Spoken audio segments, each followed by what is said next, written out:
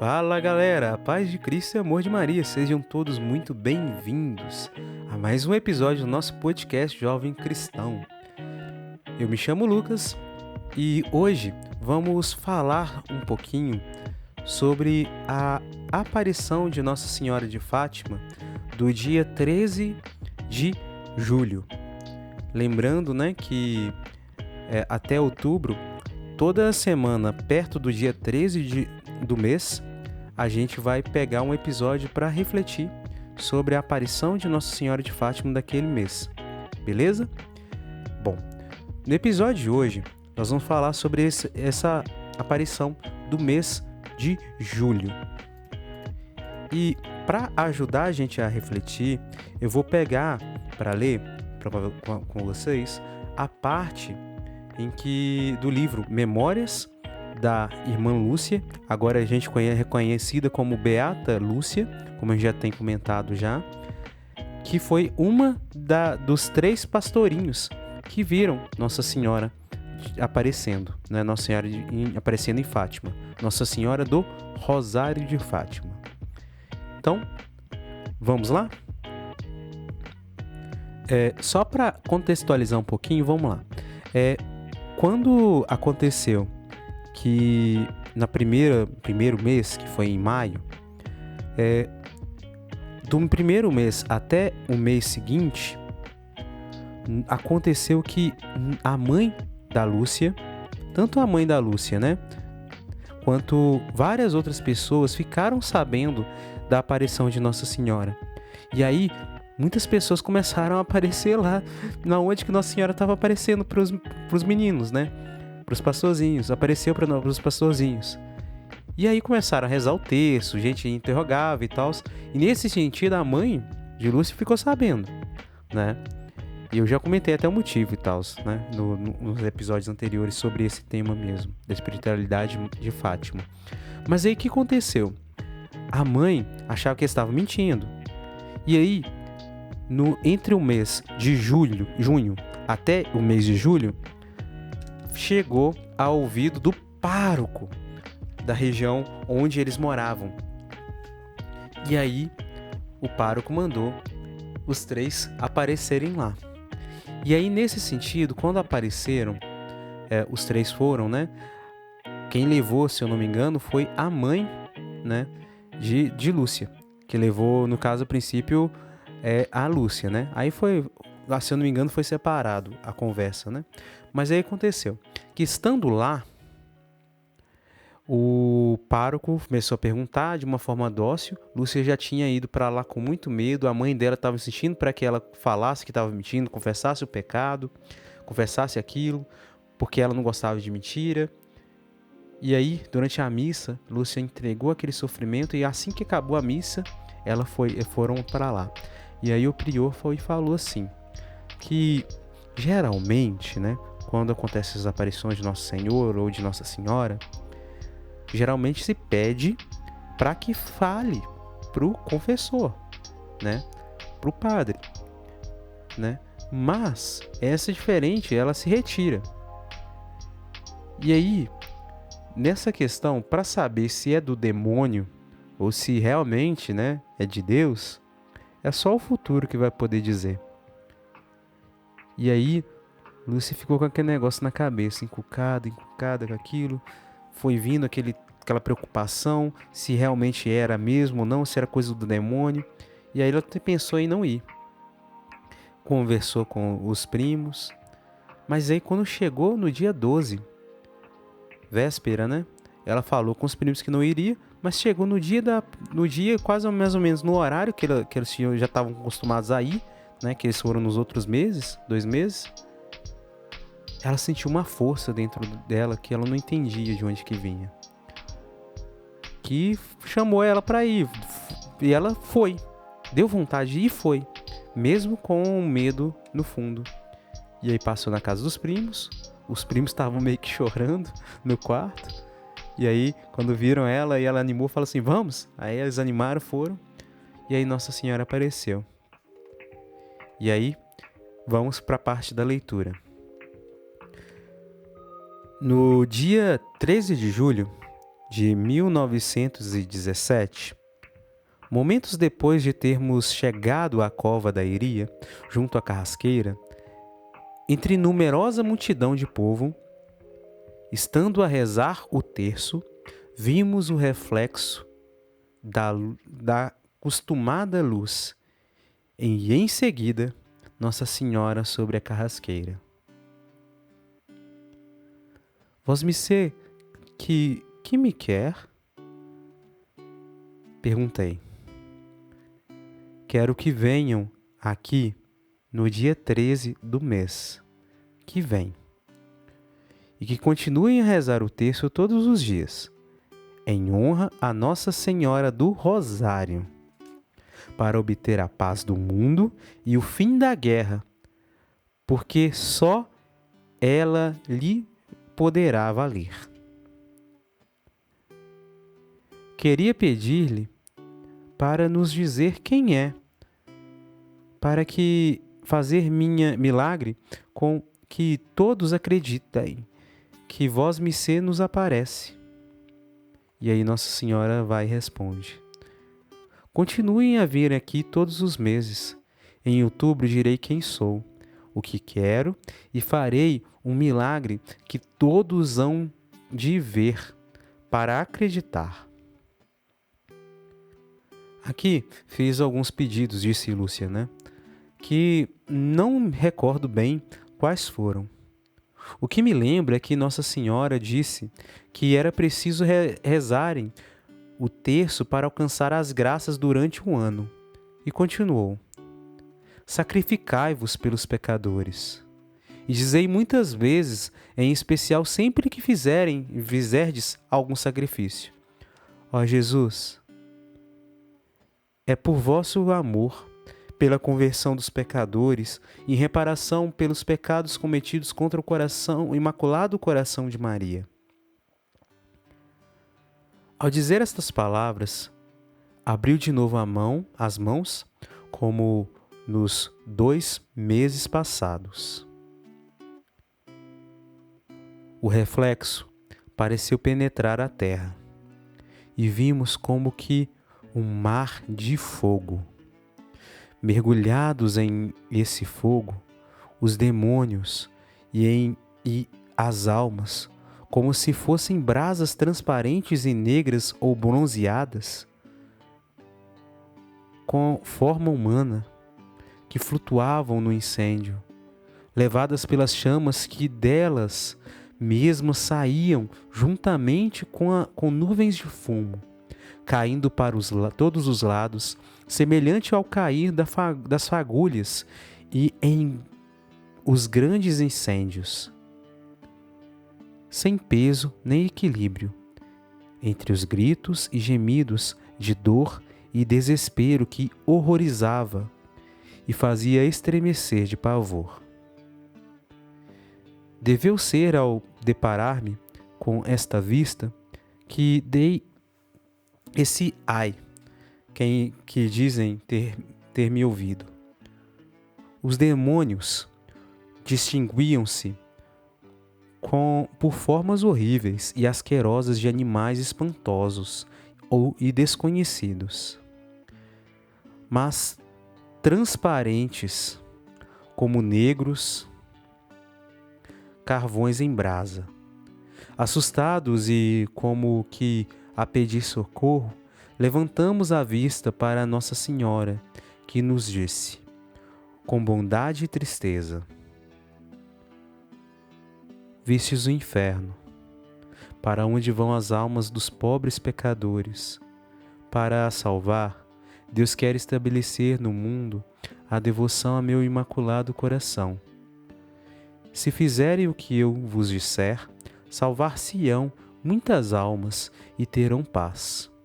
A guerra vai acabar, mas se não deixarem de ofender a Deus, no reinado de Pio XI, começará outra pior. Quando virdes uma noite alumiada por uma luz desconhecida. E esse ponto trata-se da aurora boreal na noite de 25 de janeiro de 1938, que foi fenômeno extraordinário que a Santa Lúcia sempre considerou como sinal prometido do céu. E Nossa Senhora continua: saber que é o grande sinal que Deus vos dá, de que vai a punir o mundo de seus crimes, por meio da guerra, da fome e de perseguições à Igreja e ao Santo Padre. Para a impedir, verei pedir a consagração da Rússia a meu imaculado coração e a comunhão reparadora nos primeiros sábados. Se atenderem a meus pedidos, a Rússia se converterá e terão paz. Se não, espalhará seus erros pelo mundo, promovendo guerras e perseguições à Igreja. Os bons serão martirizados, o Santo Padre terá muito que sofrer, várias nações serão aniquiladas. Por fim, o meu imaculado coração triunfará. O Santo Padre consagrar-me-á à Rússia, que se converterá e será concedido ao mundo algum tempo de paz. Em Portugal se conservará sempre o dogma da fé, etc. Isso não o digais a ninguém. Ao Francisco, sim, podeis dizê-lo.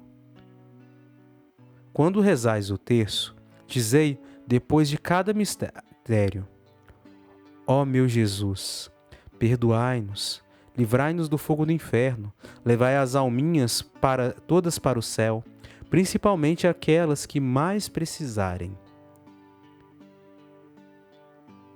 Seguiu-se um instante de silêncio e perguntei: vós, missê, não quer mais nada? Não, hoje não te quero mais nada. E como de costume, começou a elevar-se em direção ao nascente até desaparecer na imensa distância do firmamento. Bom, para ajudar a gente a refletir então, a ideia é a seguinte, né? Quando Nossa Senhora apareceu nesse momento, né, nessa terceira aparição dela, ela já se apresentou em partes como Nossa Senhora do Rosário. E nesse sentido, ela já pediu para que as pessoas rezassem um terço e já ensinou uma jaculatória para se acrescentar ao terço. Ó meu Jesus, perdoai-nos e livrai-nos do fogo do inferno. Aí vai continuando, né? Então, a oração do terço aqui, ela não é pedida só para simplesmente como forma de agradecimento a Nossa Senhora. Não, né? A gente sabe por tradição que é uma forma de agradecimento, mas também é uma forma de oração, mas não só por si mesmo, né? Mas uma oração pelo mundo todo. E o contexto que se passava naquela época era o contexto da Primeira Guerra Mundial, que depois chegou à Segunda Guerra Mundial, né? Entre a Primeira e a Segunda Guerra Mundial. E toda aquela situação toda que aconteceu, né, na Guerra Fria e por aí vai.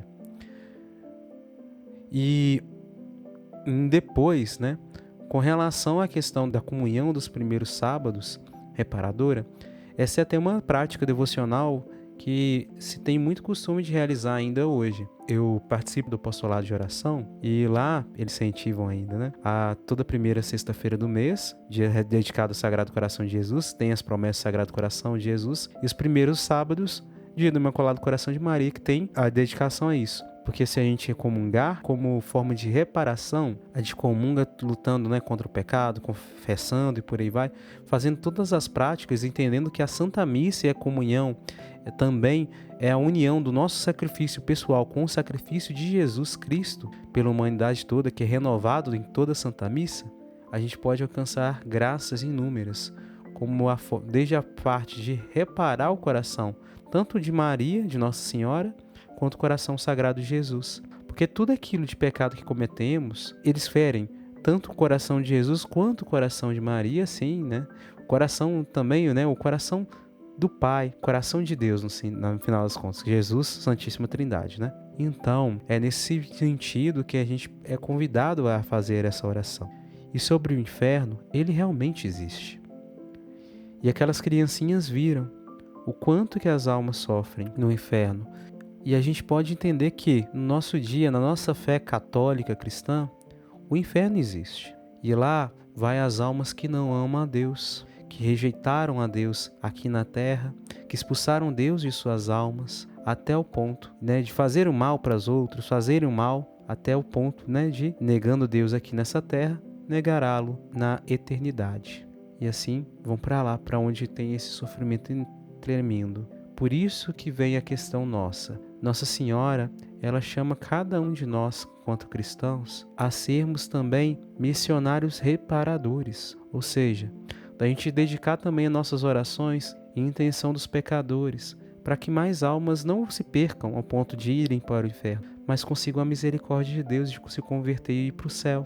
E isso a gente encontra, né, com o testemunho de tantas histórias de santos e santas, né? Santa Gorete, que a gente já chegou a comentar alguns episódios aí, e tantos outros santos que se entregaram nas suas orações para reparar os pecados e pedindo a conversão das pessoas. Tem até o caso de Santa Teresinha, que eu já até comentei, né, quando a gente falava sobre a intercessão, até mesmo nessa espiritualidade de Nossa Senhora de Fátima. E aí, nesse sentido, o convite é esse: rezemos o terço, comunguemos em todas as missas que a gente for participar, bem comungado, reze bem a missa, para que a sua missa também se torne uma ocasião de reparar o coração de Jesus e de alcançar almas para o céu. Ainda referente ao dia 13 de julho, Lúcia ela também comenta, né, no livro das suas memórias, que ela comenta assim: vimos ao lado esquerdo de Nossa Senhora, um pouco mais alto, um anjo com uma espada de fogo em a mão esquerda, ao cintilar despendia chamas que pareciam incendiar o mundo, mas apagavam-se com o contato com o brilho que da mão direita expedia Nossa Senhora ao seu encontro. O anjo, apontando com a mão direita para a terra, com voz forte disse: penitência, penitência, penitência. E vimos numa luz imensa que é Deus, algo semelhante a como se veem as pessoas no espelho quando lhe passam por diante. Um bispo vestido de branco, tivemos o pressentimento de que era o Santo Padre. Vimos outros bispos, sacerdotes, religiosos e religiosas subir uma escabrosa montanha, no cimo da qual estava uma grande cruz, de troncos toscos, como se fora de sobreiro com a casca. O Santo Padre, antes de chegar aí, atravessou uma grande cidade em ruínas,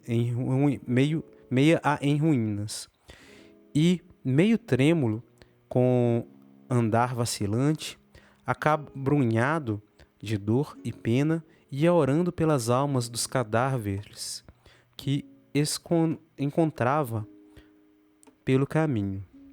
Chegando ao cimo do monte, prostrado de joelhos aos pés da cruz, foi morto por um grupo de soldados que lhe dispararam vários tiros e setas, e assim mesmo foram morrendo dos uns tras outros os bispos sacerdotes, religiosos e religiosas e várias pessoas seculares, cavaleiros e senhoras de várias classes e posições. Sob os dois braços da cruz estavam dois anjos, cada um com um regador de cristal em as mãos. Neles recolhiam o sangue dos mártires e, com ele, regava as almas que se aproximavam de Deus. E sobre a explicação dessa última parte aí, quando eles viram o anjo, os bispos, sacerdotes, toda essa visão, no próprio livro das Memórias, tem uma parte, né, que foi acrescentada com a comunicação do cardeal de Sua Eminência, o cardeal Ângelo Sodano, secretário de Estado de Sua Santidade, né, o Papa, na época, Papa São João Paulo II, né, ele disse algumas palavras sobre isso, né, e aí, referente, né, a essa parte, ele diz assim: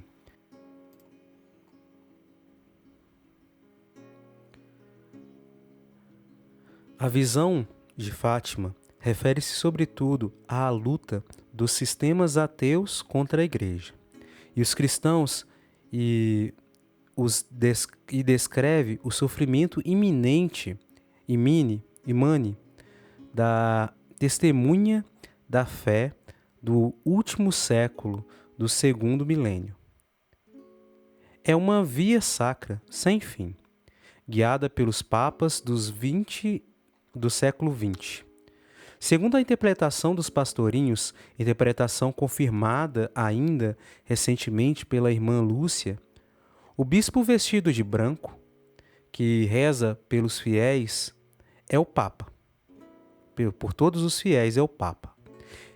Também ele, caminhando penosamente para a cruz, por entre os cadáveres dos martirizados, bispos, sacerdotes, religiosos, religiosas e várias pessoas seculares, cai por terra como morto sob os tiros de uma arma de fogo. Depois do atentado de 13 de maio de 1981, pareceu claramente a sua santidade que foi uma mão materna a guiar a trajetória da bala, permitindo que o Papa agonizante se detivesse no limiar da morte.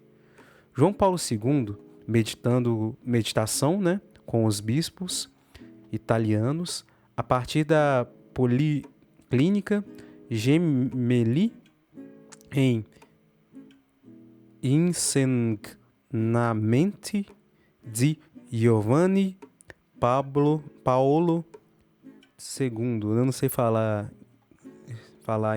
nessa língua não, né? Citada em Vaticano, 1994, 1061.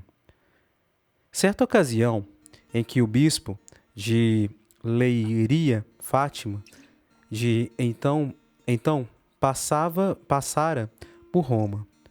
O Papa decidiu entregar-lhe a bala que tinha ficado no jipe depois do atentado, para ser guardada no santuário. Por iniciativa do bispo, essa bala foi depois encostoada na coroa da imagem de Nossa Senhora de Fátima. Isso é referente ao atentado em que atiraram contra o Papa São João Paulo II, né? E ele não morreu. A bala meio que desviou e ficou só alojada no jipe. E aí, continuando, né? Depois, os acontecimentos de 1989 levaram, quer na União Soviética, quer em numerosos países do leste, à queda do regime comunista, que propugnava o ateísmo. O Sumo Pontífice agradece do fundo do coração à Virgem Santíssima também por isso. Mas, noutras partes do mundo, os ataques contra a Igreja e os cristãos, com a carga de sofrimento que eles provocam, infelizmente não cessaram. Embora os acontecimentos a que faz referência à terceira parte do segredo, de Fátima pareçam pertencer já ao passado, o apelo à conversão e à penitência manifestado por Nossa Senhora ao início do século XX conserva ainda hoje uma estimulante atualidade. A Senhora da Mensagem parece ler com uma perspicácia singular os sinais dos tempos, os sinais do nosso tempo. O convite insistente de Maria Santíssima à penitência não é senão a manifestação da sua solicitude materna pelos destinos da família humana, necessitada de conversão e de perdão. João Paulo II, Mensagem para o Dia Mundial do Doente, de 1997. Para consentir que os fiéis recebam melhor a mensagem da Virgem de Fátima, o Papa confiou à Congregação da Doutrina da Fé o encargo de tornar pública a terceira parte do segredo, depois de lhe ter preparado um adequado comentário. Irmãos e irmãs, damos graças a Nossa Senhora de Fátima pela sua proteção. Confiamos à sua materna intercessão à Igreja do terceiro milênio. Então, gente, a princípio basicamente é isso. E sobre essa última parte, né? Como disse o cardeal, por mais que as mensagens de Fátima fossem antigas, né? Lá do século passado, ainda assim, elas dizem também dos tempos que a gente vive hoje também. Hoje a gente vive uma perseguição, não no caso de forma como antigamente, né? Muito clara, não em todos os lugares do mundo, mas tem países que têm irmãos nossos que estão doando sangue por Cristo. E aí que vem a questão. Existem muitas pessoas que, por terem suas práticas erradas sendo reveladas e por sua ganância, tanto de dinheiro quanto de outros tipos de riqueza, materiais, elas acabam por matar quem diz o contrário. E também, ao mesmo tempo, tem pessoas que dizem que é possível fazer a bondade, tirando Deus, que é bom, da equação. E nós, na nossa fé cristã, entendemos que nada de bom podemos fazer sem Deus. A fé sem obras é uma fé morta, claro. Mas as obras sem fé, como diziam, né, vários nossos sacerdotes aqui, é um ativismo. Acaba que no fundo, se fizermos uma investigação clara, perceberemos que a pessoa quer fazer aquilo para aparecer, não pelo benefício do irmão. E ainda também dentro do processo nosso de conversão, de fazer boas ações, também temos essa tentação de fazer as boas obras para aparecer para as pessoas, sendo que a nossa recompensa, disse nosso Senhor Jesus Cristo, está no céu. E aí que entra, né, essa questão. Os cristãos foram perseguidos na época da guerra. E temos até a história de São Maximiliano Kolbe, que foi preso no campo de concentração e até por sinal doou sua vida lá, em troca, né, no lugar da vida de um pai de família. E ele era devotíssimo de Nossa Senhora. Tanto que era considerado até um dos grandes arautos, né, de Nossa Senhora. Então é isso, gente. Se você ouviu até agora, gostou, eu convido você a curtir, compartilhar, seguir, né? Se você tiver alguma dúvida, pode mandar mensagem pra gente, curiosidade. Então, resumindo basicamente hoje, rezemos. Não rezemos mais só por nós, mas rezemos pelo mundo todo, pelos nossos irmãos e irmãs que são perseguidos pelo mundo afora. E para encerrar, convido você a rezar comigo uma oração à Nossa Senhora. Ave Maria, cheia de graça, o Senhor é convosco. Bendita sois vós entre as mulheres, bendito é o fruto do vosso ventre, Jesus. Santa Maria, Mãe de Deus, rogai por nós, pecadores, agora e na hora de nossa morte. Amém. E é isso, gente. Continuamos, sempre estaremos reunidos em nome do Pai, do Filho e do Espírito Santo. Amém. E a gente se fala no próximo episódio. A paz esteja contigo. Shalom.